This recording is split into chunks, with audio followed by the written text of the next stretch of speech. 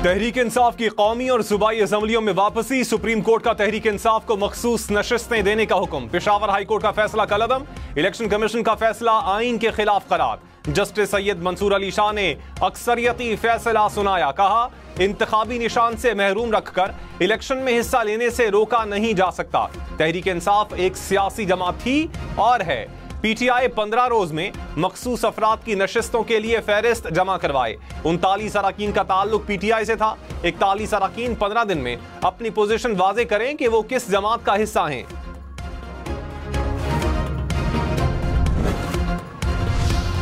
तहरीक इंसाफ का सर्टिफिकेट देने वाले पीटीआई के हैं। जस्टिस याहिया अफरीदी का इख्तिलाफी नोट। कहा, पीटीआई को इसी तनासुब से मखसूस नशिस्तें दी जाएं।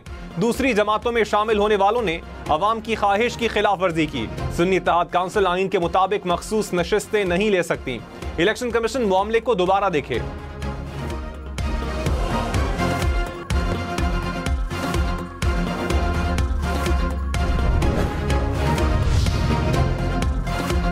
इलेक्शन कमीशन मखसूस नशिस्तों की दोबारा तकसीम करे। चीफ जस्टिस काजी फाइज ईसा और जस्टिस जमाल खान मंदोखेल का इख्तिलाफी नोट। कहा, आइन ने मुतनासिब नुमाइंदगी का तस्वुर दिया। सुप्रीम कोर्ट आइन में मसनूई अल्फाज का इजाफा नहीं कर सकती। आइन की तशरीह से नए अल्फाज का इजाफा आइन को दोबारा तहरीर करने के मुतरादिफ है। पीटीआई उम्मीदवारों को आजाद डिक्लेयर करार देने का इलेक्शन कमीशन का फैसला गलत है। पीटीआई अरकान खुद को आजाद या पीटीआई के डिक्लेयर करें। अरकान पर किसी किस्म का दबाव नहीं होना चाहिए। सुप्रीम कोर्ट ने सुन्नी इत्तेहाद काउंसिल की अपील मुस्तरद कर दी। चीफ जस्टिस काजी फाइज ईसा और जस्टिस जमाल खान मंदोखेल ने नोट में कहा, सुन्नी इत्तेहाद काउंसिल कोई नशिस्त भी नहीं जीत सकी। सुन्नी इत्तेहाद काउंसिल ने मखसूस नशिस्तों की फहरिस्त भी जमा नहीं करवाई। जस्टिस अमीनुद्दीन खान और जस्टिस नईम अख्तर अफगान ने पेशावर हाई कोर्ट का फैसला बरकरार रखा।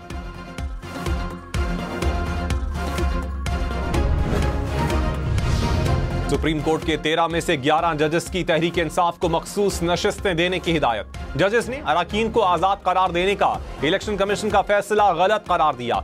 सुन्नी इत्तेहाद काउंसिल की मखसूस नशिस्तें लेने की अपील मुस्तरद कर दी। अक्सरियती फैसला 8 के मुकाबले में 5 के तनासुब से सुनाया गया।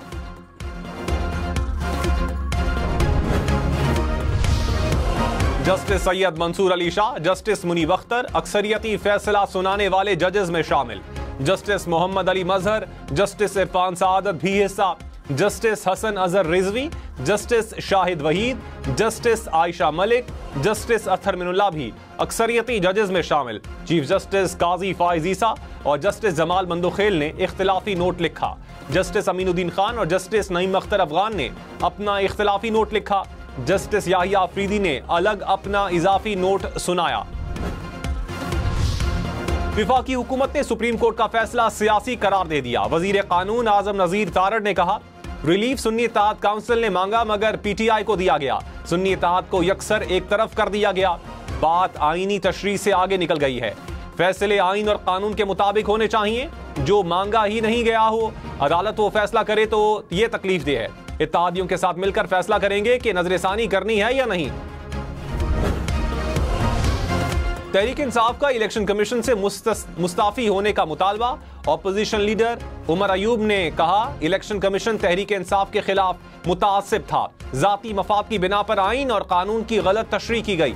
बैरिस्टर गौहर बोले, जजेस का फैसला तारीख में याद रखा जाएगा। चाहते हैं कि आइन और कानून के मुताबिक आगे बढ़ा जाए। इलेक्शन कमीशन फौरी तौर पर हमें मखसूस नशिस्तें दे। 3 जमातों के सिवा सबसे डायलॉग के लिए तैयार हैं।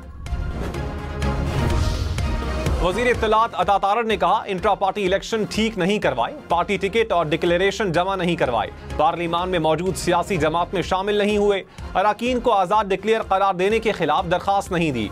इस सब के बावजूद कसूरवार इलेक्शन कमीशन को कह रहे हैं। सिर्फ आप मासूम हैं और बाकी सब कसूरवार हैं।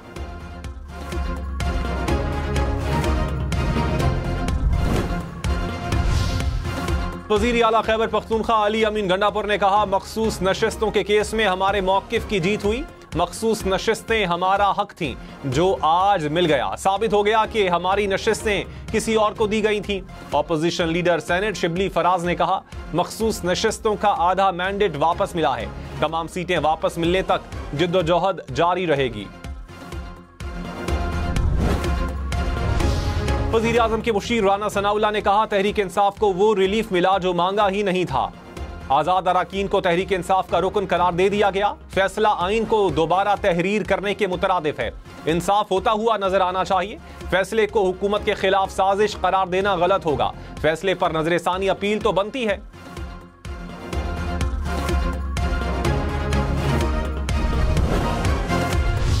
मौलाना फजलुर रहमान का तहरीक इंसाफ से खैर सगाली का इजहार। कहा, उम्मीद है दोनों जमातों के बाहमी ताल्लुकात में मुफीद पेशरफ्त होगी।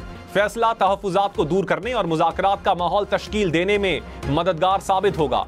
मौलाना फजलुर रहमान से असद कैसर का टेलीफोनिक राबता। मुल्की सियासी सूरत हाल पर तबादला ख्याल।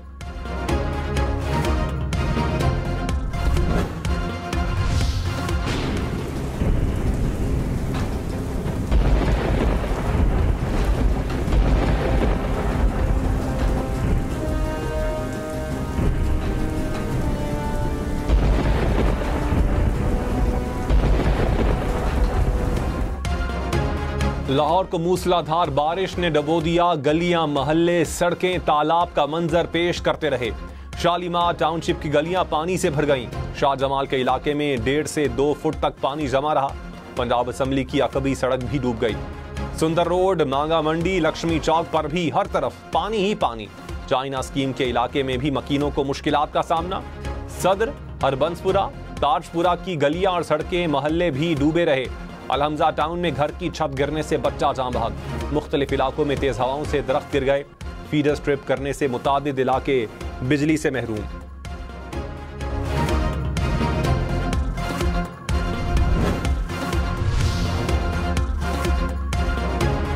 लाहौर में बारिश के बाद केनाल रोड नहर का मंजर पेश करती रही। केनाल रोड पर मुख्तलिफ मकामात पर पानी जमा रहा।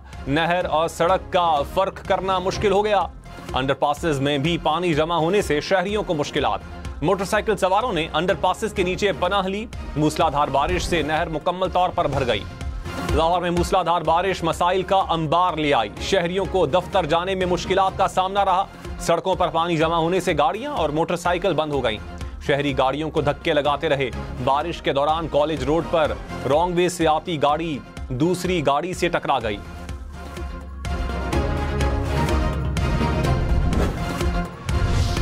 लाहौर में 44 साल में पहली बार 300 मिलीमीटर से जायद बारिश रिकॉर्ड। ताजपुरा में 315 मिलीमीटर बारिश हुई। गुज़श्ता बरस लक्ष्मी चौक पर 291 मिलीमीटर बारिश हुई थी। तर्जुमान वासा के मुताबिक लक्ष्मी चौक पर आज 170, निश्तर टाउन में 162 मिलीमीटर बारिश हुई। चौक, नाखुदा, समनाबाद, इकबाल टाउन में 150 मिलीमीटर से जायद बारिश रिकॉर्ड। वज़ीर आला मरियम नवाज का इंतजामिया और वासा हुकाम को फील्ड में पहुंचने का हुक्म। कहा, अमला और ऑफिसर पानी की नकासी मुकम्मल होने तक फील्ड में रहें। मरकजी सड़कों और नशेबी इलाकों में नकासी याब के लिए बिला तात्कुल काम किया जाए। बारिश के बाद सड़कों, बाजारों और गलियों में पानी नजर नहीं आना चाहिए।